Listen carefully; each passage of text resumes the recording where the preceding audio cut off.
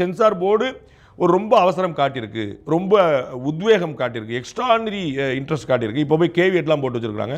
இவ்வளோ தூரம் வந்து நீங்கள் வந்து ஒரு படத்துக்காக நீங்கள் அக்கறை பண்ணி வந்திருக்கீங்களா? அது என்ன பயங்கரவாதத்தை சொல்லிச்சா, எல்லாரும் வாங்க டெரரிஸ்டாக எல்லாரும் போய் நாட்டில் குண்டு வச்சுன்னு சொல்லிச்சா? அப்படிப்பட்ட டயலாக்லாம் இருக்கலாம் வந்திருக்கீங்க. வில்லன் சொல்கிற மாதிரி இருந்திருக்கும். ஒரு குறிப்பிட்ட சமூகத்துக்கு எதிரான ஆயிரக்கணக்கான வசனங்கள் இங்கே வைக்கப்பட்டிருக்கு. அதெல்லாம் அனுமதிச்சிட்டாங்க.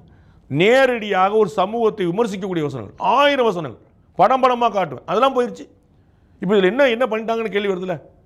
ஐ வாஸ் டோல்ட் இது வந்து ஆக்சுவலாக நேஷனல் இன்டெகிரிட்டி பற்றி பேசு. அதில் 2 பேர் வந்து விஜயகாந்த் படத்தில் வந்து பாகிஸ்தானுக்கு எதிராக வராத வசனங்களா?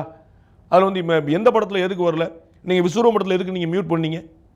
விஸ்வரூபம் படத்தில் வந்து குரான் ஓதப்படுச்சு, பின்னாடி இஸ்லாமிய பெருமக்கள் சண்டைக்கு போயிட்டாங்க, சென்சார் கொடுத்துச்சே.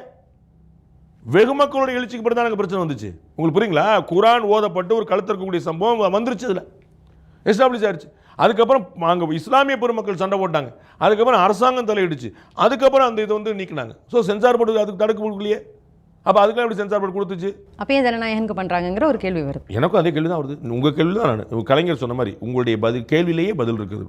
நானும் அதே தான் கேட்குறேன். சென்சார் போர்டு காட்டக்கூடிய இன்ட்ரெஸ்ட், நான் அந்த படம் பார்க்கல, நான் பராசக்தியும் பார்க்கல, ஜனநாயகம் பார்க்கல. ஆனால் சென்சார் போர்டு வந்து நீங்கள் 70+ கட்டு கொடுத்தீங்க, அந்த 70+ கட்டை ஏற்றுக்கிட்டாங்க. நீங்கள் யூஏ தான் கொடுப்பீங்க, அதையும் அவங்க யூ சர்டிஃபிகேட் கொடுங்கன்னு கேட்கல. ஸோ நீங்கள் கட் பண்ணதை சரின்னு சொல்லிட்டாங்க, நீங்கள் யூஏ பண்ணது சரின்னு சொல்லிட்டாங்க. அப்புறம் என்ன ப்ராப்ளம் கேட்குறேன்?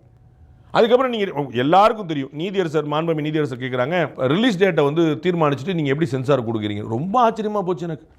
பராசக்தி படம் வந்து ஆடியோ ரிலீஸ் பொங்கல் டேட்டை பற்றி 3-4 டேட் சொல்கிறாரு சிவகார்த்திக். 4 படம் ரிலீஸ் பற்றி தான் பேசுகிறார்.